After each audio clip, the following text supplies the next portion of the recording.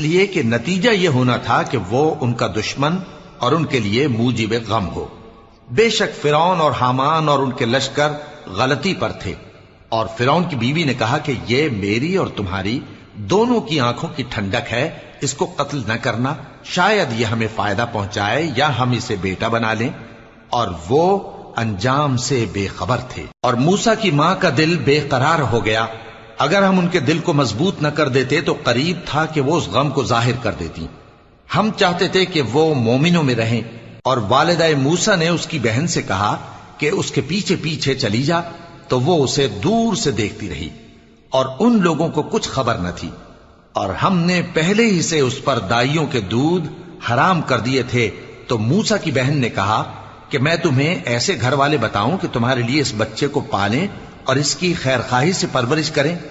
سو ہم نے اس طریق سے ان کو ان کی